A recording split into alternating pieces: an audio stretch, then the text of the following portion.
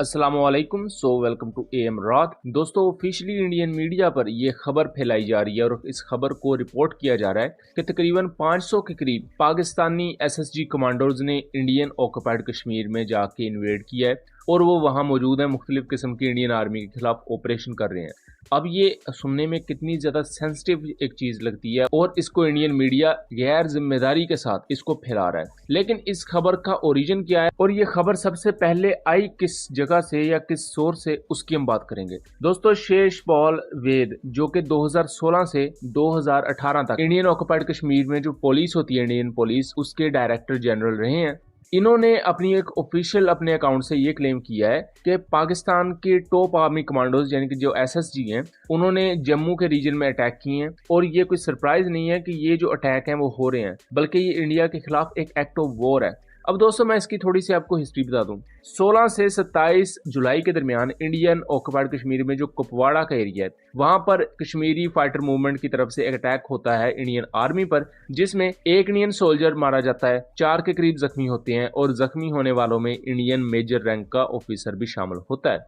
दोस्तों, इस पर हमने डिटेल वीडियो बनाई हुई है अपने सेकंड चैनल कॉन्फ्लिक्ट कॉल्ड रात पर, उसका लिंक डिस्क्रिप्शन में दे दूंगा और रिप्लाईज में भी पिन कर दूंगा। उस वीडियो को जरूर देखिएगा ताकि आपको कुपवाड़ा में होने वाले रिसेंट इनकाउंटर की सारी रियलिटी मालूम हो सके, क्योंकि उसको लेकर बहुत ही ज्यादा गलत खबरें या मैं यूं कहूं मिसकंसेप्शंस भी फैलाई गई। यहां तक कहा गया कि पाकिस्तानी एसएसजी कमांडो को न्यूट्रलाइज किया गया इस इनकाउंटर में और एक पुरानी एकेएम सीरीज की राइफल को दिखाया गया कि ये पाकिस्तानी एसएसजी के कमांडो यूज कर रहे थे, जबकि हम सब जानते हैं कि Pakistani SSG commandos M4 carbine rifle को यूज करते हैं। तो दोस्तों, साबका डायरेक्टर जनरल जो पुलिस के हैं, उन्होंने जब ये बयान दिया तो फिर इंडियन मीडिया में बकायदा उसको जंगल में आग की तरह फैलाया गया। अब ये पॉइंट बहुत ही ज्यादा कंट्रोवर्शियल है, क्योंकि शेष पॉल वेद ने जो ये बात कही है, इसकी तो अभी तक हमें भी समझ नहीं आ रही कि उन्होंने इंडिया के खिलाफ बात कही है या पाकिस्तान के खिलाफ बात कही है। बिकॉज इंडिया के खिलाफ ये बात इस तरह जाती है कि अगर 500 पाकिस्तानी एसएसजी कमांडोज इंडिया में इन्वेड कर गए हैं तो इंडियन आर्मी कहां थी, इंडिया ने उन्हें रोका क्यों नहीं, और ये कितना बड़ा ब्लेटेंट फेलियर हो सकता है इंडियन स्टेट का कि जहां दुश्मन मुल्क के कमांडोज आपके मुल्क में इन्वेड कर देते हैं और आप उन्हें रोक नहीं पाते। इसी के साथ साथ कुछ इंडिया और पाकिस्तान के दरमियान चीजें एस्केलेशन की तरफ गई, जैसा कि रिसेंटली हमने आपको वीडियो बना के दी थी जिसमें पाकिस्तान एयरफोर्स के फाइटर एयरक्राफ्ट और एरियल रिफ्यूलर्स वो LOC के नजदीक एक्सरसाइजेज कंडक्ट कर रहे थे और उसके बारे में हमने आपको बताया था कि ये बेसिकली डेटरेंस के लिए एक्सरसाइजेज कंडक्ट की जा रही हैं, क्योंकि इंडियन साइड से भी इजरायली मेड ड्रोन्स वगैरह वो पाकिस्तानी सरहद के बहुत करीब उड़ रहे थे। उसके साथ साथ जो लॉन्ग रेंज रिकॉनिसेंस एयरक्राफ्ट है, इंडिया उनको इस्तेमाल कर रहा था ताकि पाकिस्तान के एरियाज में अंदर तक जासूसी की जा सके।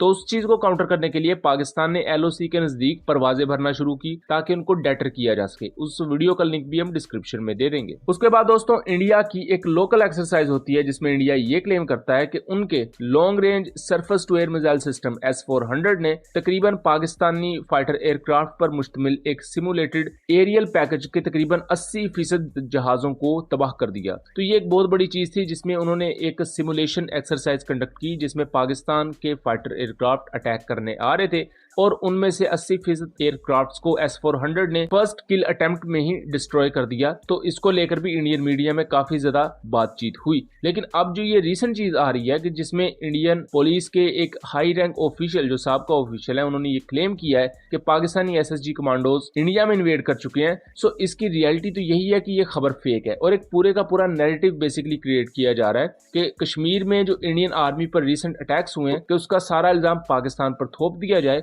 और कश्मीर के अंदर जो फाइटर मूवमेंट है उस पर जिस तरह की खामोशी इख्तियार की जा रही है, ये वाकई ही बहुत ही ज्यादा इररिस्पॉन्सिबल, क्योंकि लेटर ऑन कुपवाड़ा में जो अटैक हुआ उसकी जिम्मेदारी कश्मीरी फाइटर मूवमेंट ने ही क्लेम कर ली थी। यहाँ जो इस तरह के संगीन क्लेम्स किए जा रहे हैं, इसको लेकर पाकिस्तानी रियासत पर यह चीज लाजम होती है कि इस पर प्रिवेंटिव मेजर्स लिए जाएं, बिकॉज बॉर्डर की हिफाजत की जिम्मेदारी और मुल्क की सोवरेनिटी की जिम्मेदारी पाकिस्तान आर्म्ड फोर्सेज के अंडर आती है। तो इस दौरान अगर पाकिस्तानी सोवरेनिटी को किसी भी सूरत में कोई खतरा होता है तो ये उनकी जिम्मेदारी होती है कि हर लिहाज से इसको डेटर किया जाए। जैसा कि हमने रिसेंटली देखा कि अगर इंडिया ने लॉन्ग रेंज रिकॉनिसेंस एयरक्राफ्ट और मेल UCAVs का इस्तेमाल किया पाकिस्तानी बॉर्डर के नजदीक जासूसी के लिए, तो पाकिस्तान ने भी उसके मुकाबले में फाइटर एयरक्राफ्ट और एयर रिफ्यूलर टैंकर्स का यूज किया ताकि लॉन्ग रेंज फ्लाइट की जाए LOC के नजदीक और इंडिया को डेटर किया जा सके। सेम वही चीज अब यहाँ नजर आ रही है जहाँ एक इंडिया बहुत ही बड़ा क्लेम कर रहा है लेकिन उस क्लेम के पीछे कोई सबूत नहीं दिया जा रहा। तो यहाँ भी रियासत पाकिस्तान पाकिस्तान को प्रिवेंटिव मेजर्स लेने की जरूरत है, क्योंकि अगर यहाँ इंडिया कोई स्कर्मिश करता है या कोई पूरे का पूरा एक पुलवामा जैसा अटैक स्टेज करता है